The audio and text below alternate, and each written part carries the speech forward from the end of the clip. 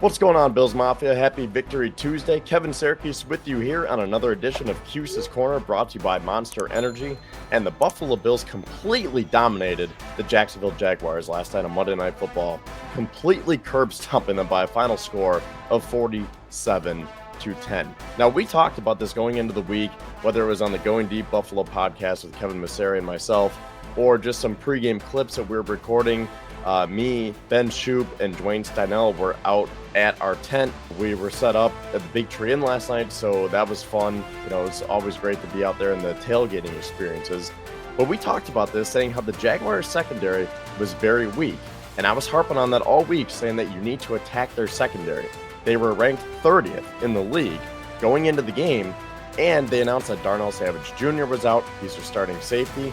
They also announced that, Tyson Campbell was already inactive to begin with, and Andrew Wingard. So three key defensive backs there, two starters.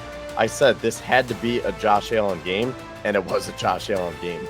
He was 23-30 for 263 yards and 4 touchdowns, added 44 yards on the ground. Just a magnificent game plan from Sean McDermott and the Buffalo Bills offensively and defensively as the Bills improved to 3-0. So let's take a look at how the Bills got there. So opening drive, 10 plays, 70 yards, almost 5.5 minutes of clock that they used, and they ended with a 6-yard rushing touchdown from James Cook, and that is his third rushing touchdown of the season, which already sets a single-season career high for Cook. It was previously 2, which he had in each of the last 2 seasons. So I love what this offense is doing under Joe Brady, and that was just a start. So the Jags get the ball, 3 plays, they go 1 yard in 57 seconds, and they are forced to punt.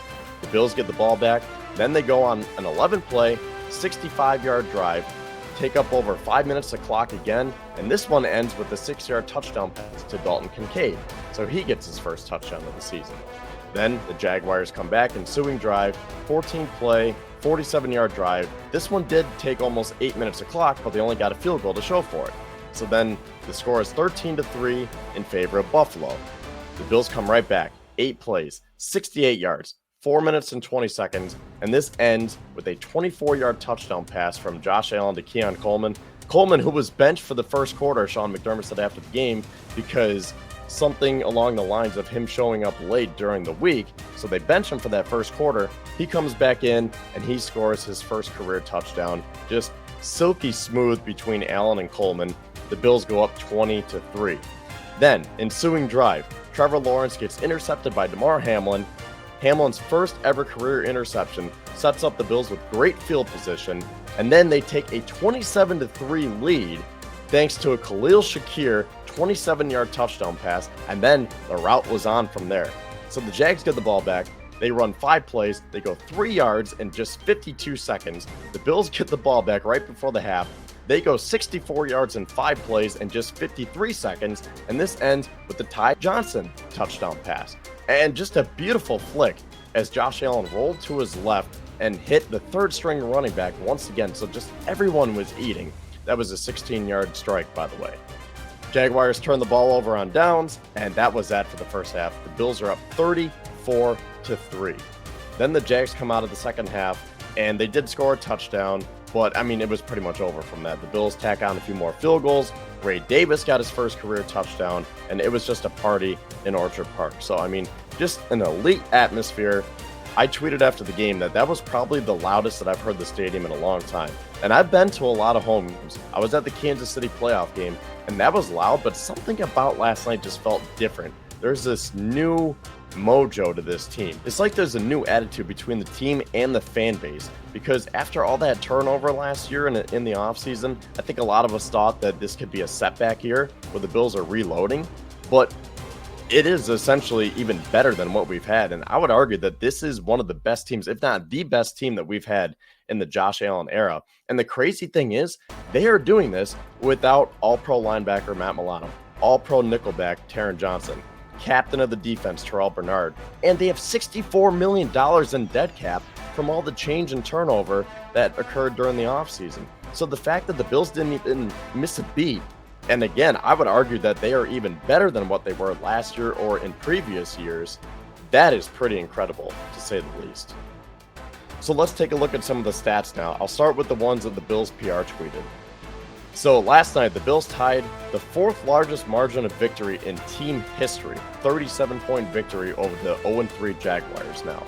The Bills had 6 different players score an offensive touchdown for the third time in team history, and this game improved the team's point differential to plus 64, the second best mark in team history through 3 weeks. The first one came in 1992, when we know that the Bills were in their heyday. And if you look at the bottom there, Khalil Shakir has caught a pass in 27 straight attempts, or I should say 27 straight targets. And that ties Michael Thomas for the longest streak by a wide receiver since at least 1991. So Khalil Shakir is just Mr. Consistent, Mr. Automatic. It just seems like anytime you throw him the ball, he's going to come down with it. And then one of the stats that I tweeted after the game was this right here. Josh Allen threw to 10 different receivers last night, completed over 76% of his passes, and still hasn't thrown an interception this year. He has taken the next step in his game, which should scare the rest of the league. And I mean, that really is scary, because what did people talk about all the time? That Josh Allen is a turnover machine. And yeah, okay, to their credit, Josh Allen did have a lot of turnovers, but they didn't understand what we understand about how Josh Allen plays and how you got to take the good with the bad, because the great plays totally outweigh the bad plays. So yeah, he might throw an interception here or there, but he'll make up for it with 3 passing touchdowns, 2 rushing touchdowns, and a hurdle or something crazy like that. So I think the national media is finally starting to recognize that Josh Allen is maturing, and that is just a dangerous, dangerous combination, because you have that rocket arm with that dual threat flexibility, and this is an absolute unicorn that we're working with here. And like I said, Joe Brady, it's like a match made in heaven, the way he's been able to kind of reel Josh in.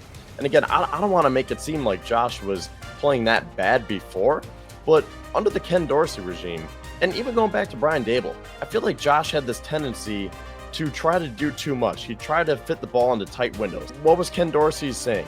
Smart, not conservative. So that means they wanted to push the ball down the field, and that led to a lot of interceptions. So whether that was a bad route, or maybe Gabe Davis dropping a pass, it gets tipped or something, so be it. But Josh Allen did have more turnovers than we probably would have liked. This year, this is a very calm, cool, and collected Josh Allen. He's finding the open receiver. He doesn't have to force it to number 14 anymore. He can spread the ball around. He can go to many different receivers. He can go to tight ends. He can go to running backs. And I think that the way Joe Brady is in command of this offense, it's helping this team exponentially, because everyone is unselfish. You know, like, everyone wants the other guy to perform well. So you don't have this me attitude anymore. And instead, I think Josh Allen is feeding off of that. And this is some of the best football that we've seen in Allen's career. And now, as for the defense, another masterclass put together by Sean McDermott and Bobby Babbage. They held the Jaguars to 10 points. And again, they're missing the whole middle part of their defense. But you have a guy like Dorian Williams stepping in. He has an 88.8 PFF grade, which is the highest grade amongst all Bills defensive players. You have someone like Christian Benford continually making plays. You have Rasul Douglas being a lockdown corner. Von Miller, 3 straight sacks to open up the season, and he just looks like he has that burst coming off the edge. And then you have what I think could be, maybe not the Von Miller replacement, but I think that Javon Solomon is going to be under Von Miller's wing this year. Now, Solomon led the FBS in sacks last year when he came out of college. So the Bills drafted the leading sack artist in college football, and I think that you're starting to see that burst from him now. First ever career game, strip sack late in the game, and it was out of reach by them. But again, it's just great to see these young guys making plays. I liked what I saw from Rousseau and Epinesa again, Casey Toohill with the sack, and then the linebackers, Balen Spector filling in, and then I already mentioned Dorian Williams. And just everything is coming together so nicely, and it's so cool to see. And now the Bills get ready to go play Lamar Jackson and the 1-2 Baltimore Ravens in Baltimore next Sunday night for an 8:20 kickoff.